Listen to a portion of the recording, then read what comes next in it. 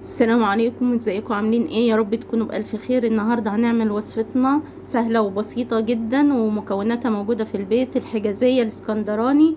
حاجة جميلة جدا وحلوة وهتعجبكم ان شاء الله. معانا اول حاجة كوباية الا ربع سكر. ده هنعمل الخميرة بتاعتها.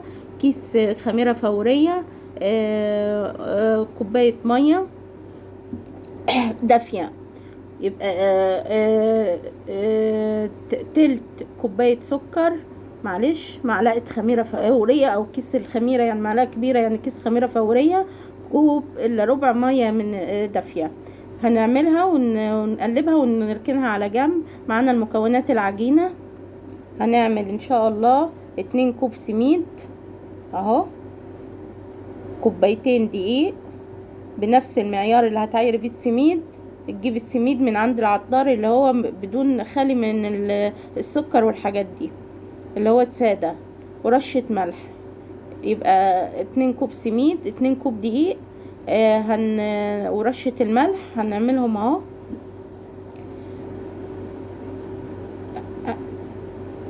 هنجيب الاول، معلش نسينا، هجيب كوباية الا ربع سمنة، ده خليط، ونص كوباية زيت. انت عايزة لو تعمليها بسمنة بس ماشي، بس زيت لا، زيت بس لا، يعني لازم يا خليط يا سمنة بس. ده كده نص زيت وكوباية الا ربع سمنة. هنقلبهم مع بعض يتشربوا المادة الدهنية بتاعتهم كده.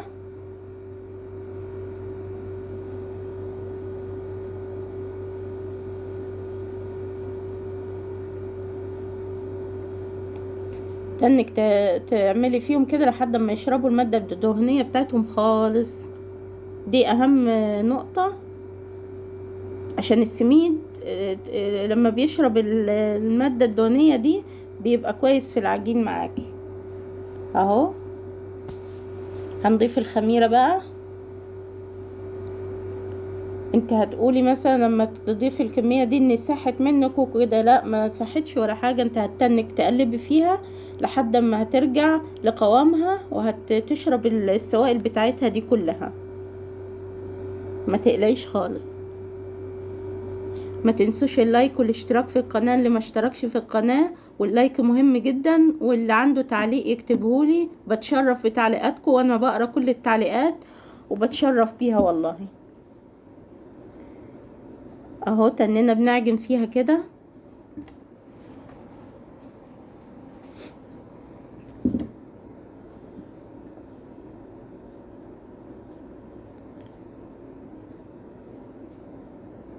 اهي رجع القوام بتاعها، شربت كل السوائل بتاعتها.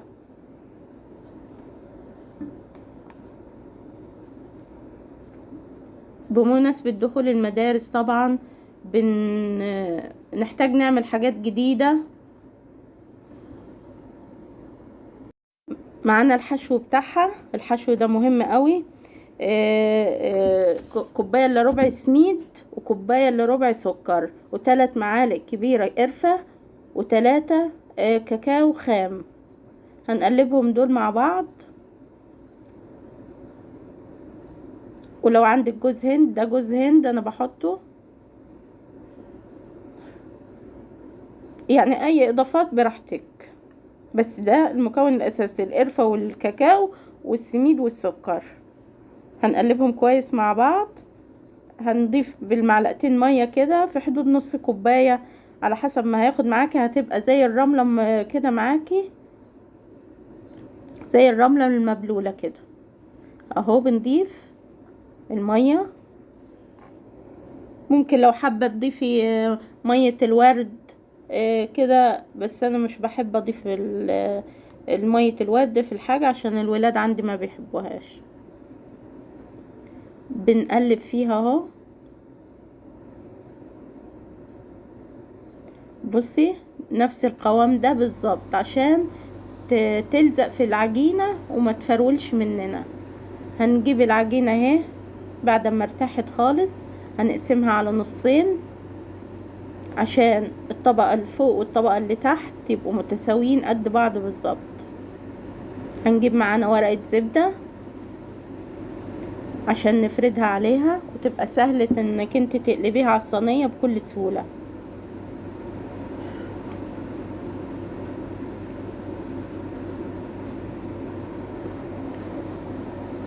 تسويها كده على حسب انت صينيتك مستطيلة، صينيتك مدورة، على حسب انت تفرديها اللي انت عاوزاه يعني. بس لازم الطبقة تبقى رقيقة عشان ما تبقاش الطبقات بتاعتها تخينة ومش حلوة. اهو طبقة، شايفة السمك ده؟ هو كده بيطلع معاكي مظبوط جدا وحلو.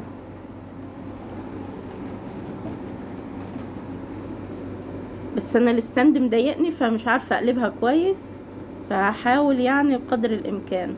اهو قلبتها على الصينية، وما تقلقيش لو اتقطعت حتة منها اي حاجة بنعالجها ونسويها، بناخد الزيادات ونعالجها بيها عادي، مفيش مشاكل. اهو اتقطعت حتة، هنسويها كلها وتبقى ترجع زي الفل.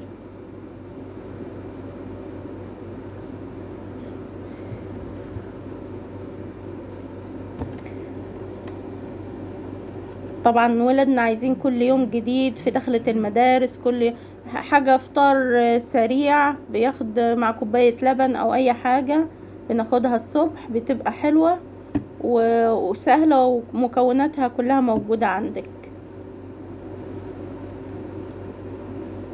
اهو لازم تعملي الحروف دي، مهمة جدا عشان الحشو بتاعنا ما يطلعش بره. لما تحط الطبقة التانية عليها تقفلي عليها، مهمة جدا انك انت تعملي الحروف كده عالية. اهو بضيف الحشو، بنسوي الحشو كده في كل مكان وندوس عليه عشان ما يفرولش مننا لما نيجي نقطعها.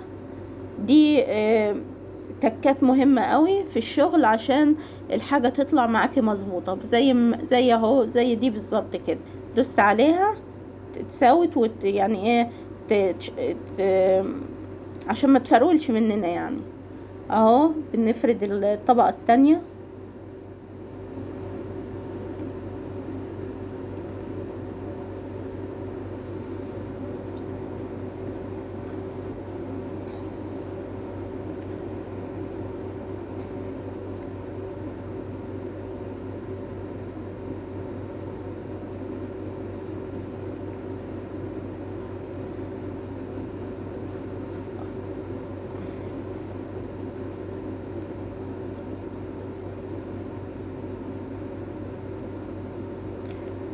اهو خلصناها، هنحطها.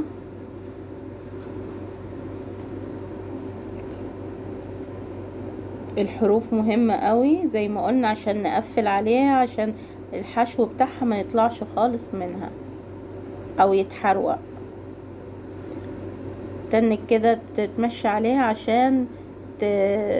يعني تبقى متساوية ولازقة في الحشو بتاعها. اي زيادات اي حاجة بنقطعها ونسوي بيها الحتت الناقصة.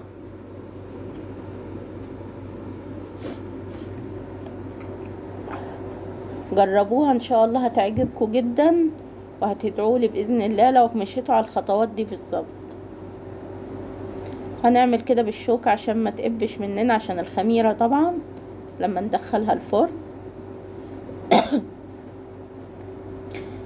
وده شكل جمالي، تعمليه بالشوكة كده بالطول وبعد كده نعمله بالعرض، بيديها يعني شكل جمالي. بس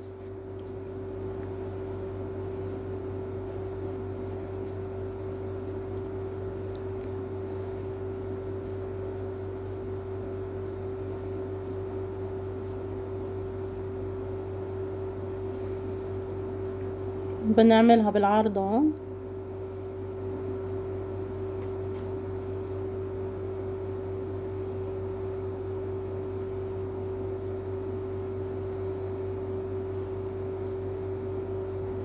هنبقى مسخنين الفرن طبعا على 180 عشان لما نيجي نحطها تبقى الفرن سخنة معانا.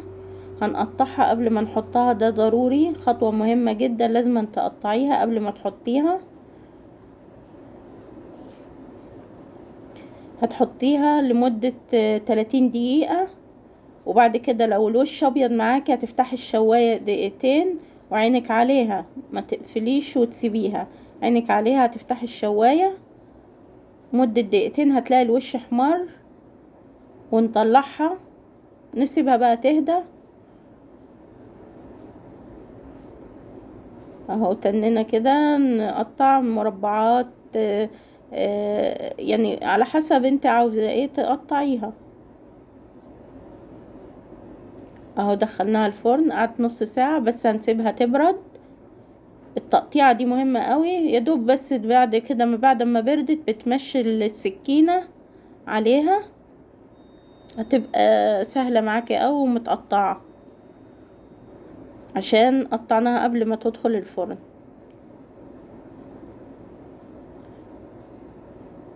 اهي طبقاتها خفيفة جدا وكان طعمها تحفة وحلوة قوي قوي، هتنفعكم في الفطار تغيير عن الكيك. شكرا ليكم، اشكركم جدا، والسلام عليكم ورحمة الله وبركاته.